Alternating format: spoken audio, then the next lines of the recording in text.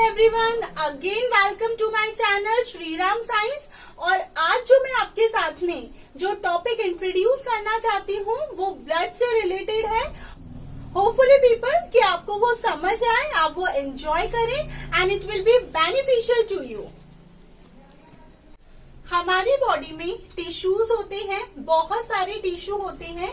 उसमें से आज जो मैं आपके साथ में टिश्यू डिस्कस करना चाहती हूँ वो करना चाहती हूँ फ्लूइड कनेक्टिव टिश्यू। तो प्लीज आप ज्वाइन करें उसको।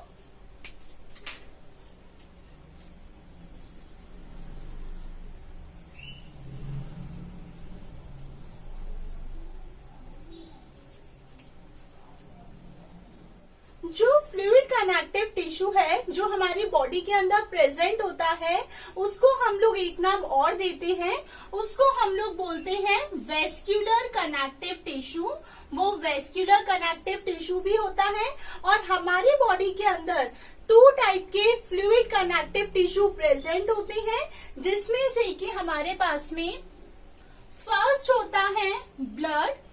ब्लड एक फ्लूइड कनेक्टिव टिश्यू है, वेस्क्यूलर कनेक्टिव टिश्यू है। और सेकंड जो आपके पास में होता है वो होता है लिम्फ। तो फ्लूइड कनेक्टिव टिश्यू जिसे हमने वेस्क्यूलर कनेक्टिव टिश्यू कहा वो 2 टाइप के हो गए, ब्लड एंड लिम्फ। लिम्फ के बारे में हम अपनी लेटर वीडियो में डिस्कस करेंगे। आज हम जो अपना टॉपिक है वो ब्लड बेस्ड ले रहे हैं, तो हम सारी चीजें ब्लड पर बेस्ड करेंगे। ब्लड के अंदर 2 टाइप के कंपोनेंट्स होते हैं। 2 कंपोनेंट से हमारा जो ब्लड जो कि फ्लूइड कनेक्टिव टिश्यू है वो बना हुआ होता है। ब्लड में जो 2 कंपोनेंट होते हैं उसमें फर्स्ट होता है प्लाज्मा और सेकंड जो हमारे पास में होता है वो होता है सेल्स। और सेल्स का जो दूसरा नाम है 10th इसे सेल भी बोल सकते हैं, अदरवाइज 11th और 12th क्लास के स्टूडेंट बेटर होगा कि वो सेल वर्ड ना यूज करें एंड इंस्टेड ऑफ सेल वो लोग वहां पर बोले कॉर्पसल्स। तो ब्लड में 2 कंपोनेंट है, फर्स्ट है प्लाज्मा, सेकंड है सेल्स। सेल्स भी मीन्स कॉर्पसल्स 3 टाइप के होते हैं ब्लड में, जिसमें फर्स्ट होता है RBCs. RBCs means red blood sales और आरबीसी का दूसरा नाम होता है एरिथ्रोसाइट्स। इसको हम एरिथ्रोसाइट्स कहते हैं क्योंकि erythro means red colour and site means sales. Second होता है डब्ल्यूबीसीज। WBCs means white blood cells और व्हाइट ब्लड सेल का दूसरा नाम होता है ल्यूकोसाइट्स। वो होती है leukocytes. Leuco means something colourless और व्हाइट इन कलर, उसको हम ल्यूको वर्ड से रिप्रेजेंट करते हैं। और थर्ड जो होती है वो होती है प्लेटलेट्स। प्लेटलेट्स की जो अनादर नेम है उसमें एक नाम है हमारे पास में थ्रोम्बोसाइट्स। ये आपके पास में है थ्रोम्बोसाइट्स। और वन मोर इसका जो नेम है वो है मेगा कैरियोसाइट्स। तो हमारी बॉडी के अंदर जो फ्लूइड कनेक्टिव टिश्यू है मीन्स जो वेस्क्यूलर कनेक्टिव टिश्यू है वो 2 टाइप का हुआ, ब्लड एंड लिम्फ। ब्लड में प्लाज्मा और cells means corpuscles. Cells 3 type की हुई, RBC, WBC, platelet, red blood cells, white blood cell. White blood cell को हम सोल्जर्स ऑफ द बॉडी भी कहते हैं। आरबीसी का नाम हो गया erythrocyte because these are red in colour. WBC का नाम हुआ leukocyte because these are white in colour और कलरलेस। और थर्ड है प्लेटलेट्स जिनको बोला जाता है थ्रोम्बोसाइट्स और मेगा कैरियोसाइट्स। अब हम सबसे पहले डिस्कस करते हैं प्लाज्मा। प्लाज्मा के फंक्शन होते हैं ब्लड का पीएच मेंटेन करके रखना, potence of hydrogen, power of hydrogen, और जो होता है 7.4 वो प्लाज्मा मेंटेन करके रखता है। बॉडी फ्लूइड वॉल्यूम मेंटेन करके रखना, बॉडी सेल को मॉइस्ट रखना, और हमारे अंदर जो ट्रांसपोर्टेशन होता है गैसेस का, whether it would be oxygen और कार्बन डाइऑक्साइड, वो ट्रांसपोर्टेशन प्लाज्मा करता है। हमारी बॉडी के अंदर जो वेस्ट मटेरियल का ट्रांसपोर्टेशन होता है वो भी प्लाज्मा ही करता है। तो बॉडी सेल को मॉइस्ट रखना, पीएच मेंटेन करके रखना, बॉडी फ्लूइड वॉल्यूम मेंटेन करके रखना, वो सारे फंक्शन प्लाज्मा के ही हैं। प्लाज्मा जो हमारे ब्लड के अंदर होता है वो 55% होता है। तो ब्लड में जो प्लाज्मा है वो 55% है, लेकिन उस प्लाज्मा में भी जो वाटर होता है वो 90%, उसमें 90 से 92% उस प्लाज्मा के अंदर वाटर प्रेजेंट होता है।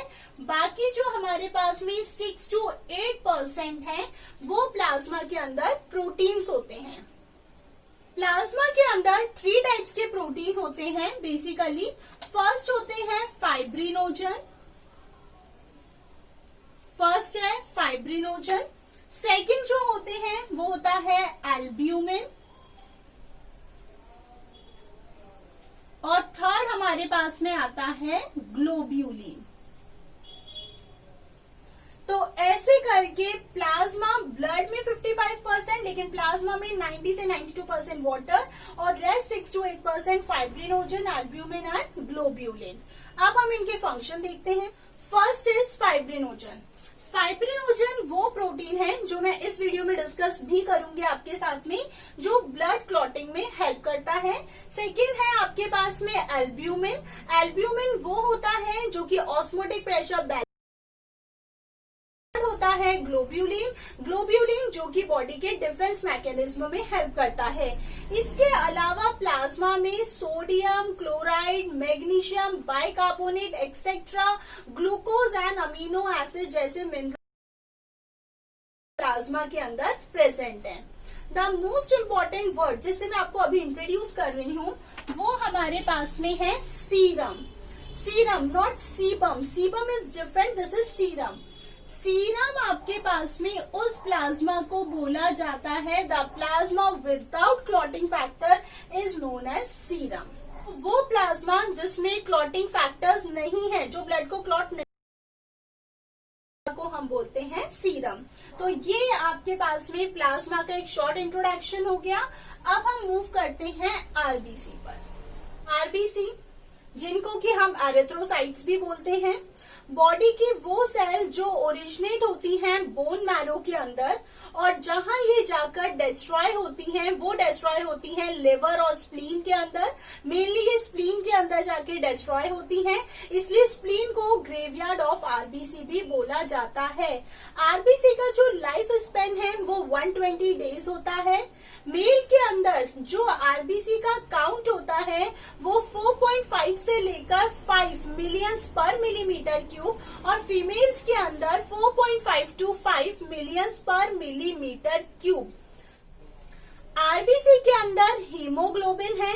हीमोग्लोबिन जो है वो आयरन से मिलके बना है, और उसी की वजह से जो आरबीसी है उसका कलर रेड है, बिकॉज उसके अंदर हीमोग्लोबिन है, और हीमोग्लोबिन जो है वो आयरन से मिलके बना हुआ है।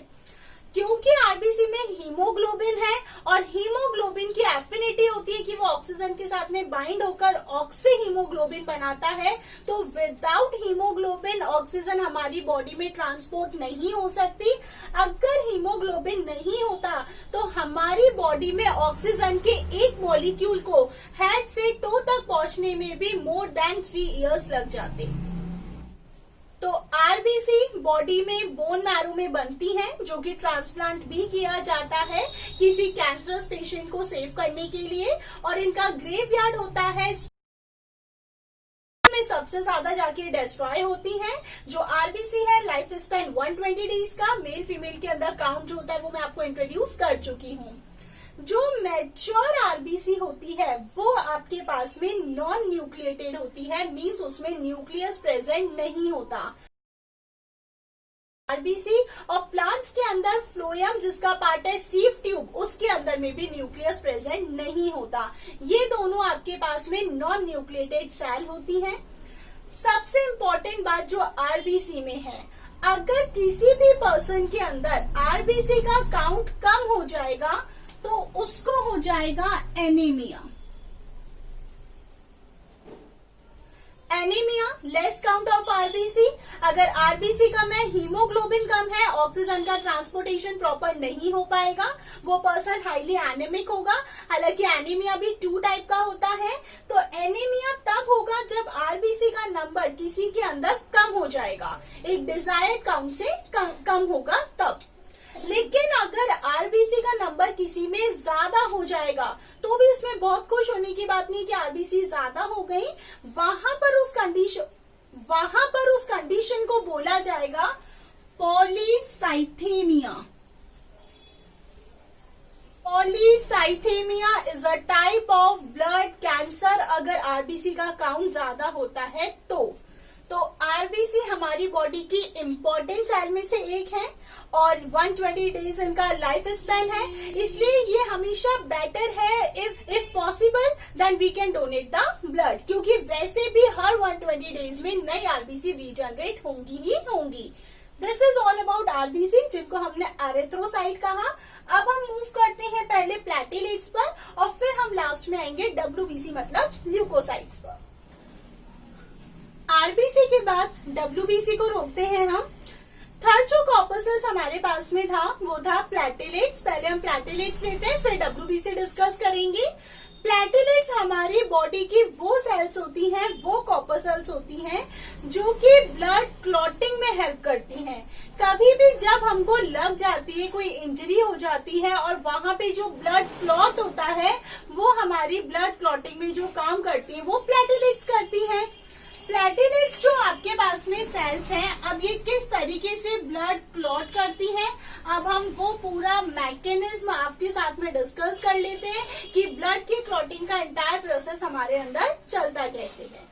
जैसे ही हमको कोई इंजरी हुई, हमको कहीं पर लग गई, वहां पर आपके पास में सबसे पहले प्लेटलेट्स जो होगी ये एक एंजाइम रिलीज करेगी और जो एंजाइम ये रिलीज करेगी उस एंजाइम का नाम होगा थ्रोम्बोकाइनेस।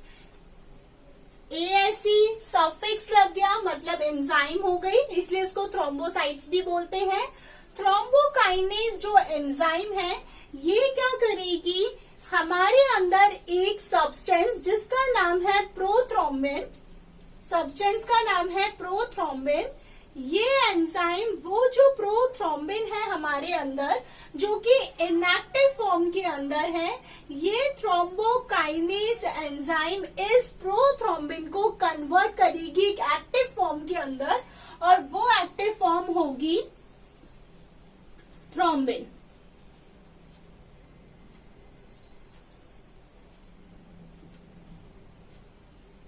तो जैसे ही हमको इंजरी हुई, प्लेटलेट्स ने एक एंजाइम रिलीज करी थ्रोम्बोकाइनेस, जिसने प्रोथ्रोम्बिन जो कि हमारे अंदर एक इनएक्टिव फॉर्म में है उसको एक्टिव फॉर्म मतलब थ्रोम्बिन में कन्वर्ट कर दिया। ये थ्रोम्बोकाइनेस अकेले काम नहीं करेगी, साथ में वहां पर कैल्शियम भी होगा जो उसकी हेल्प करेगा।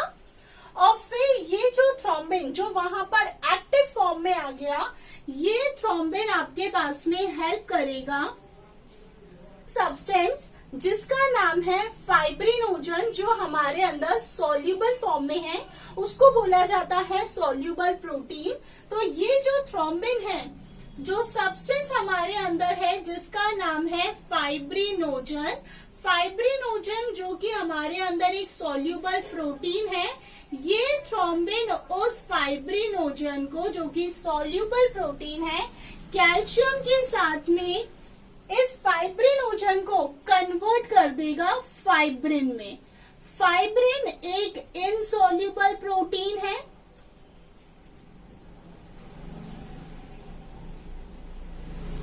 फाइब्रिन जो कि इनसॉल्यूबल प्रोटीन है, तो जैसे ही इंजरी हुई, थ्रोम्बोकाइनेस एंजाइम ने प्रोथ्रोम्बिन को थ्रोम्बिन में चेंज करा और थ्रोम्बिन ने फिर उस फाइब्रिनोजन जो कि सॉल्यूबल प्रोटीन है उसको इनसॉल्यूबल फॉर्म मतलब फाइब्रिन में चेंज कर दिया। ये पूरे प्रोसेस में कैल्शियम हेल्प कर रहा है, कैल्शियम की वजह से सारा प्रोसेस चल रहा है।